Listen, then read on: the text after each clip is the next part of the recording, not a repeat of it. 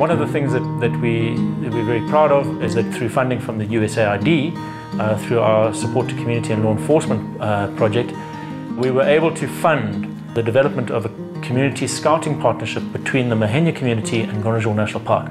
That's one of the first of its kind in Zimbabwe, and I think that one of the most impressive outcomes of that has been the harmonization of relationships between what were two pretty polarized partners to begin with.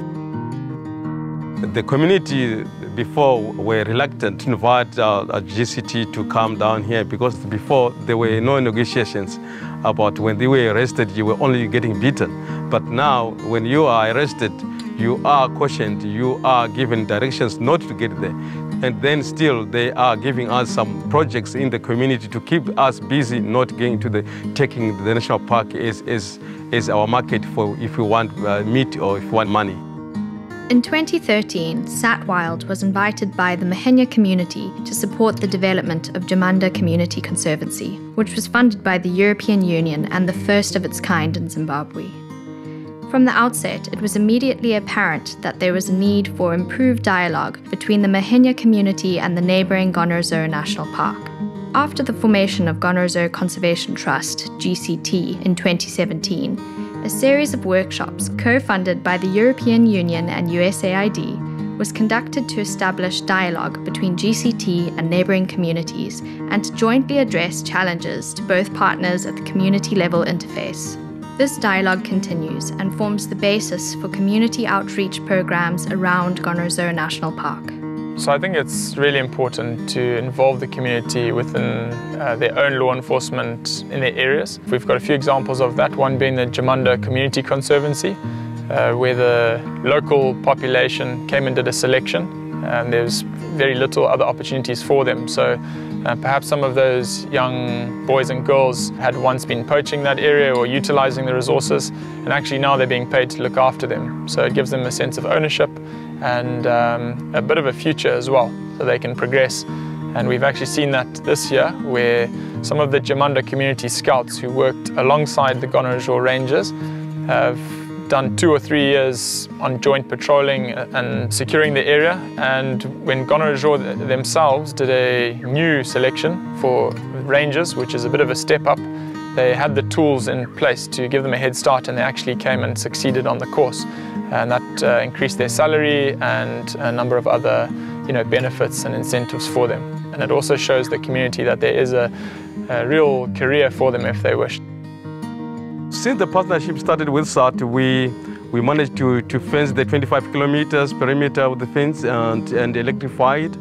And we managed to build 3 scout bases, which is the north and the south, and the Lipembe base one. And we do have the reception and the workshop. All of the infrastructure and equipment for the project was funded by the European Union. We have a similar arrangement in the south-west of the park in Manjinji and Bosmans, and the security setup there is slightly different because it forms part and parcel of the Manjinji Bosmans Community Conservation and Tourism Partnership between Gonarezhou Conservation Trust, the Malapati community and the Gonarezhou RDC. The Manjinji Bosmans Community Conservation and Tourism Project was funded primarily by the European Union with additional support from USAID, Satwild and GCT. What this has done is that it has limited the amount of other illegal activities that were making use of those public roads that have direct access to international boundaries with Mozambique and South Africa. The great thing that the community is benefiting is the employment of our youth in the community. It's so important because our youth used to cross the Limpopo River going to South Africa. Some are losing their lives there, some are starving there. Yeah, so I think with this partnership with Gonarezhou, it is assisting very, very much. We are very proud of that as community, yes. Since the implementation of the partnerships, wildlife has returned to the Jamunda and Malapati community conservancies. Since 2016, which is when we established our fence in Jamunda and started to establish some operations on the ground, elephant numbers started to come up. And then with the advent of this partnership, the security partnership between Jamunda and Gonarezhou Conservation Trust, those elephant numbers have really shot through the roof. In Bosmans, we regularly see wild dogs swimming and playing in the river in front of the camp. Those animals have been resident in our area for going on 8 months, not one snare found, which is a massive positive because it proves to us that there's no snares in the immediate vicinity. We're also not receiving any reports from the community that the wild dogs are killing goats or anything because there's enough prey base, natural prey base within the Bosmans community concession.